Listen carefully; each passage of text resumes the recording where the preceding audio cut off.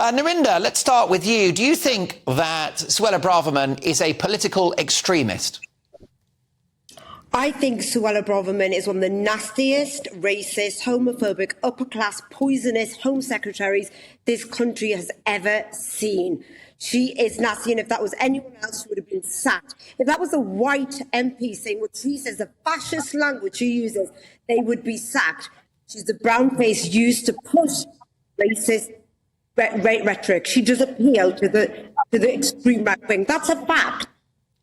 Narinder, what you've just done there is indulge in a litany of racist remarks yourself, focusing on Suella Braverman's skin colour. The bottom line is that she has spoken out about unsustainable levels of migration into this country and across the Western world. She speaks for millions. No, she doesn't speak for millions. It's a lie, actually, because we've taken far more legal migrants than we do illegal. We have signatories to the UN Convention. We've got legal obligations. And actually, the backlog is just a smoke screen. They can deal with the backlog. They refuse to deal with backlog. And Narinder, the ultra-woke President of France, French President Emmanuel Macron, in a TV interview this week, said we cannot accept the misery of the world. So is he a far-right extremist too?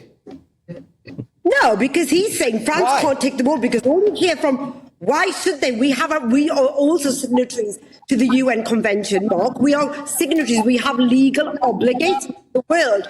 The UN Convention themselves have rebuked what Suella has said. They have said, we do not need any kind of reform. Britain has a backlog. It's embarrassing that Suella Braverman went to America and embarrassed this country.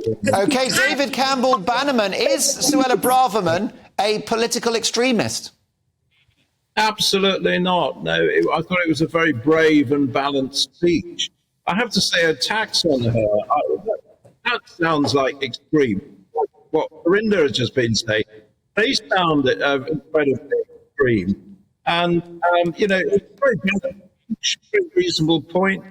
Let's get out the refugee convention in 1951. It's very old. It's out of date.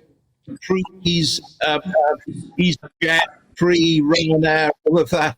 And on multiculturalism as well, she was right.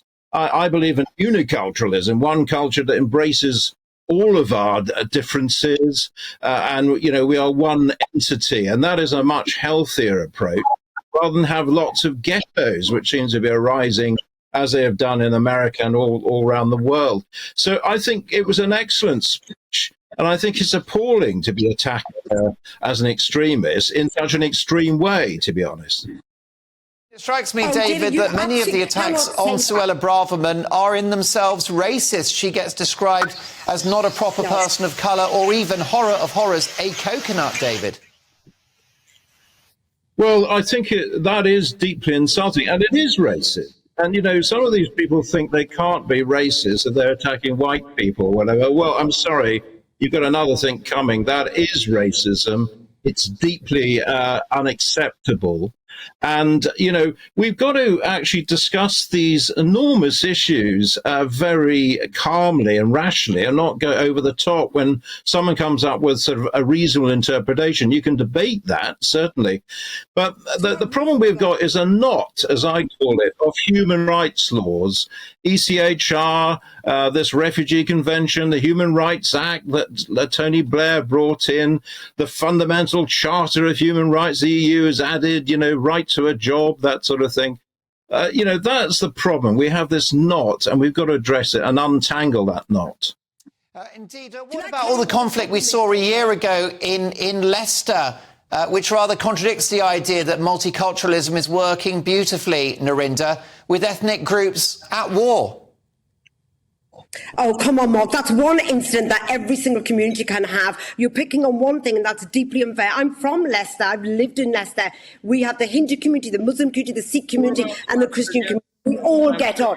And David, actually, should I tell you what the problem is in this country? You've got 2 million people unemployed, can't work, won't work. And guess who does them jobs? The immigrants come and do those jobs, because God knows we need the immigrants. And you were sat there saying that what she said was brave. It wasn't brave what she said. It was stupid. The woman is stupid and cruel.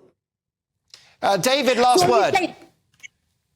Well, I'm sorry, let's have a rational debate. Actually, as soon as you attack people, you've lost the debate. And Narinder, you've lost the debate.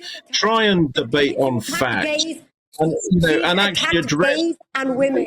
She attacked gays and women. One at a time. David. I'm sorry. I'm sorry. You're attacking people. That's all you do on the left. You just attack people. And you don't actually address the issues, and that's why you keep losing. And you keep losing. David, you keep saying. Narinder, you'll have your moment. David, finish your point, and then Narinder, you can come back. Well, as I say, let's just have a rational, fair debate and not attack each other personally, as Narinder's just done. And I think it was a brave speech. Look at what she said. And take issue with any of those points she made. Let's have a proper debate and not just, jump back into cancel culture and banning everything. Okay, Narinder, briefly, if you can. I think your argument is weak. You haven't got a leg to stand on. And the fact is, we British like to help vulnerable people. We are not about cruelty and putting down gays and women. If those people's lives are at risk, we help those people. OK, we're losing the line to Narinder. Thank you very much for joining us. Narinder Kaur and former MEP David Campbell Bannerman, thank you both.